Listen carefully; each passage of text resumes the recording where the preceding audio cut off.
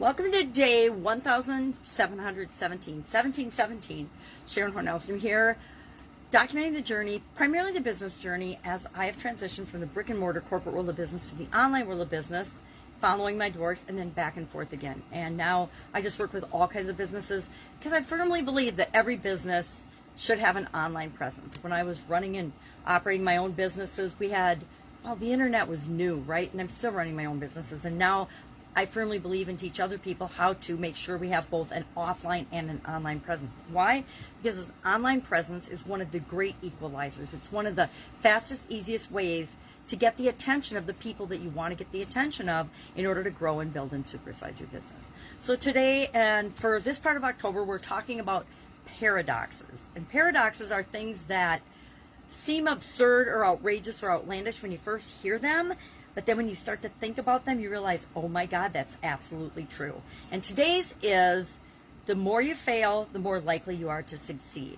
And I have found that in my life, and probably all of our lives, we can think of examples of where we succeeded only after we tried maybe hundreds, dozens for sure, but maybe hundreds or thousands of times. We've all learned to walk. Walking is one of those things that can teach us and remind us that we didn't just throw in the towel and decide we're going to give up. Walking is not for us as little babies. We're just never going to walk. And there's so many lessons to be learned from that one experience, that early childhood experience, that if we were to apply it in everything in life, we'd be a lot healthier, a lot happier, and a lot more successful. Because we would realize that all the attempts, all the falling down and banging our head and bruising our knees and skinning and cutting and hurting ourselves was worth it, because we achieved the goal of being able to walk and then run, etc., and do all the other things we wanted to do. But we didn't just all of a sudden get up from crawling one day, the first attempt, and walk. And maybe there's someone that's done that. My son was probably the closest to that I've ever seen. And he didn't ever walk, though. He ran. And I think he kept running because the momentum kept him upright longer than he would run until he ran into something, and then he'd fall down. Then he'd get right back up and run to something else. But for most of us, we try and fall and try and fall and try and fall. And it's true of everything we want in life. I was thinking about this today, and I was thinking back to, is there any success that I achieved that I didn't have to really work for, that I didn't have to practice and learn and study or make a bunch of attempts and try a bunch of different things before I actually achieved it?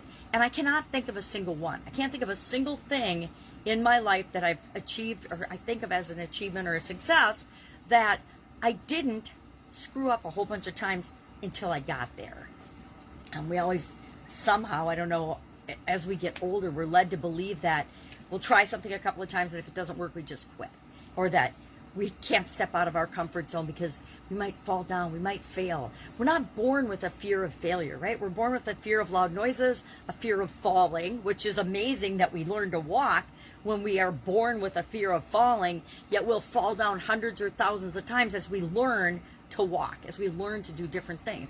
And I think that's our superconscious teaching us that we are capable of anything if we set our mind on that end goal and we're willing to take the steps along the way to get there. And failure is just a stepping stone. Failure is just part of the journey. And we don't have to call it failure. I like to call failure stepping stones or lessons learned, because that's what it really is. You know, there's so many stories of this in our life and so many examples we can take to make us feel better about when we screw up or make a mistake or say the wrong thing or fall down or choose the wrong business partner or choose the wrong mate or partner, whatever.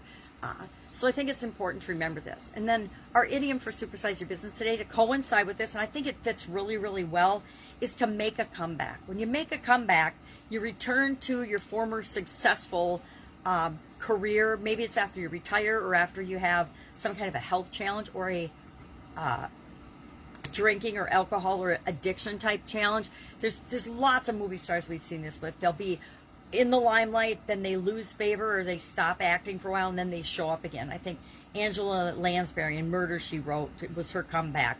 John Travolta, and God, I want to think it was, I can't remember what his first movie was back that he was really popular in, but I think of the movie Face Off, and then there's a whole bunch of those movies that he, not Face Off, but a bunch of those action thriller movies that he did that brought him back to notoriety.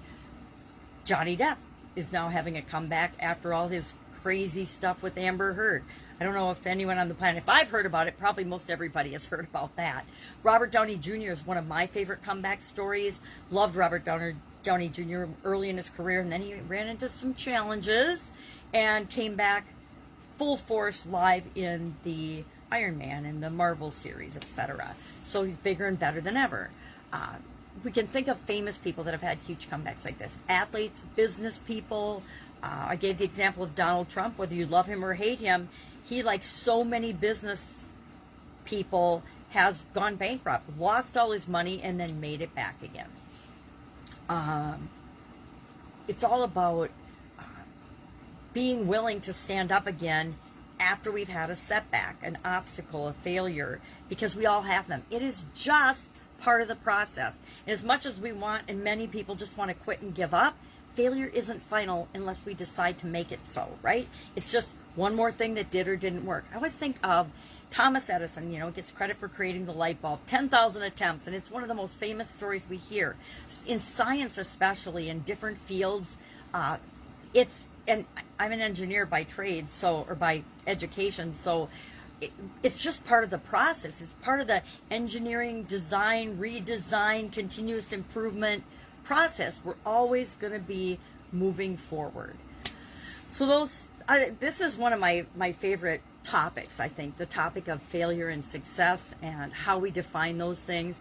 Like I said, when I redefined failure as just a stepping stone, it took all the zing out of it, because so many times we beat ourselves up because we think we failed and it's the end of the world. Whenever there's a tragedy or a problem or a trauma or a setback or an obstacle, and don't we have those every day, we think, oh my God, it's the end of the world. If we think it's the end of the world, it could be the end of it for us. But if we think about, oh, that just happened, what am I going to do now? And then we just do the next thing and keep moving forward, nothing can stop us. All right. If I can help you in any way, ask. Otherwise, have an absolutely fabulous day, and I will be with you tomorrow.